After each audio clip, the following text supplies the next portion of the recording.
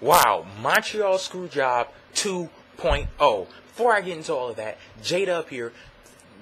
If you aren't subscribed, go ahead and click that yellow button over there. Thanks. This is going to be my 2009 WWE Breaking Point review full results. This pay-per-view, WWE put on an excellent show with the first ever Breaking Point pay-per-view.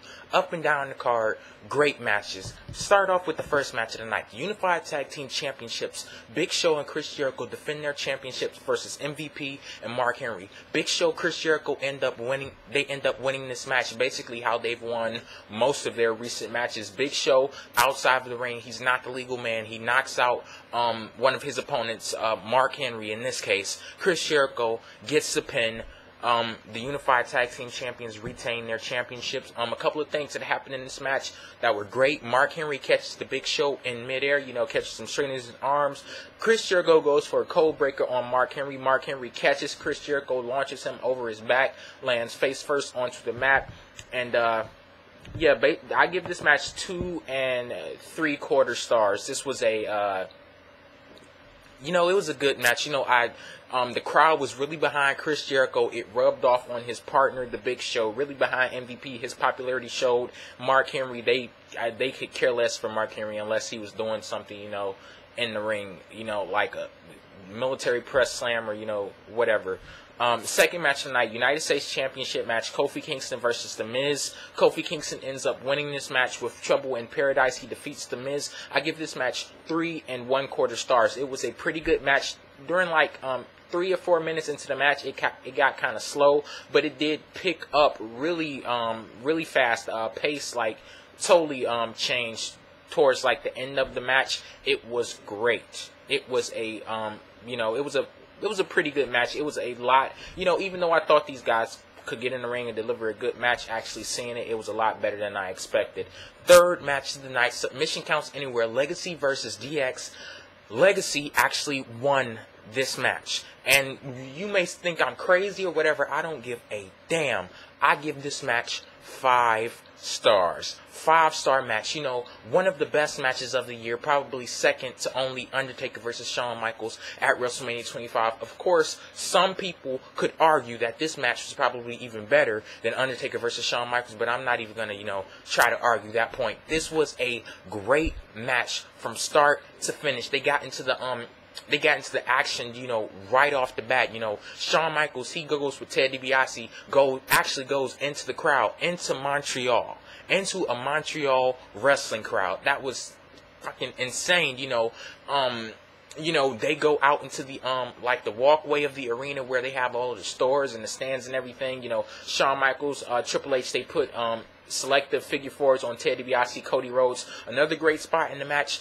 Triple H, he put Cody Rhodes through a steel chair, and while Cody Rhodes was elevated on a chair, he put a sharpshooter on, or at least what looked like a sharpshooter on Cody Rhodes, and then Shawn Michaels got on the other side and put a camel clutch on him, but it didn't even work. One thing that could have, worked differently in the match, Shawn Michaels, he was launched from the fucking stands, from the audience onto a stage, but it seemed like Cody Rhodes just kind of pushed him off like that. I wish he would have had some more force to it. You'd make it seem like that was intentional, but whatever. This match was great. It was an excellent match. How the match was won, Triple H, he was laid out by Legacy in the backstage. Then after Shawn Michaels finally gets up from getting pushed from the audience and everything, they go down to the ring. Ted DiBiase, Cody Rhodes puts on a figure 4, a very unique figure 4, while Shawn Michaels' legs were around the turnbuckle, and he puts on a figure 4 while he's outside of the ring. Then Ted DiBiase jumps in the room and puts in the Dream Street Sleeper or whatever it was called, and Shawn Michaels ends up tapping out before Triple H can run down to the ring. Like I said, I give this match 5 stars. Excellent match, and Legacy actually won. Fourth match of the night, Singapore Kane match, Kane versus the Great Khali. I give this match 2.5 stars. It wasn't all that. This was basically the intermission of the show, but you know what? I was pleased that it was a lot better than their SummerSlam match, and also, Kane won the match, and he did decimate the Great Khali, but it wasn't to the point where the Great Khali won't see another day or something like that, but whatever, I digress. Next match of the night, and I give that 2.5 stars. ECW Championship match, Christian versus William Regal. I give this 3.5 stars. This match, a pretty good wrestling match. It didn't steal the show like JR possibly said it could, but it was a great wrestling match. I wish the crowd was more into the match. They weren't into the match, you know. Even though Christian was from Canada, I'd hate to see, you know, their reaction if Christian wasn't from Canada. But you know what? This was a pretty good match. Christian ends up winning with the kill switch. And also, it was announced that before the match even started that the ECW general manager, Tiffany, said Vladimir Kozlov, Ezekiel Jackson cannot be at the ring. And if they don't remove themselves from the ring immediately, William Regal would automatically lose the match. But they removed themselves from the ring. Christian won the match. Pretty good wrestling match. Sixth match of the night, WWE Championship I Quit match. John Cena versus Randy Orton. I give this match 4.25 stars. John Cena wins the WWE Championship in a damn good I Quit match. You know, sometimes I hate when they have like the build up to the matches and everything, and it's super slow in the beginning. This match was not slow in the beginning. They went straight into the action, straight off the bat, and I love the chemistry. I love the chemistry in this match because, you know, you had John Cena. It just showed the determination of John Cena. Every time the referee asked him, did he quit? No matter, did he want to quit? No matter what Randy Orton did, Randy Orton handcuffed him to the he handcuffed him to the rope. He handcuffed him to the turnbuckle. He took him out with a Singapore cane. You could see like the welts just like beat red on John Cena's like abdomen.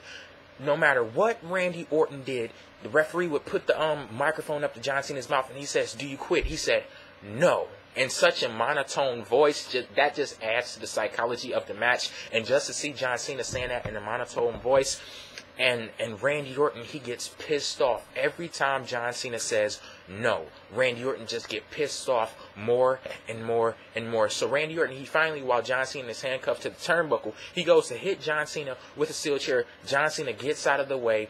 You know, he ends up getting to the key that Randy Orton had. He unhooks him. He unlocks himself from the turnbuckle. Then he hooks himself up to Randy Orton himself. They get back in the ring. You know, everything is going crazy. Then John Cena, he hits the STF, or puts the STF on Randy Orton. He actually uses Randy Orton's arm as leverage, and you know, on himself. And that's how Randy Orton quit, and he ended up losing his WWE Championship along with the match. Like I said, very good match. Very good for an I Quit match. Last match of the night, World Heavyweight Championship, CM Punk versus The Undertaker. I give this match 4 stars. It wasn't exactly what I expect. Well, I expected it to be a damn good wrestling match, and that it was. Undertaker, he showed his dominance. CM Punk showed he's no fluke, or he deserves that World Championship. He was a fighting champion.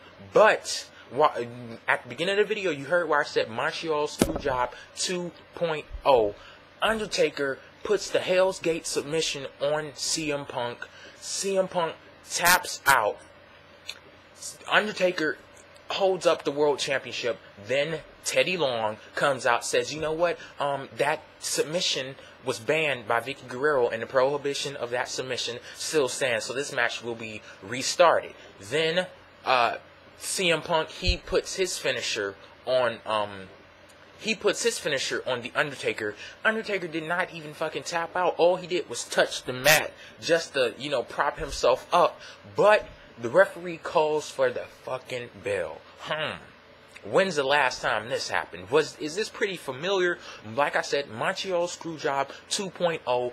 Then Teddy Long, his puppet ass, comes down to the stage while CM Punk goes up with the World Championship, and Teddy Long is standing there like he felt conflicted about something. Maybe, you know, he was doing this to try to impress Vince. You know, he's like, oh, Vince, you know, what can I do to impress Vince? You know, nothing I'm doing on SmackDown is working.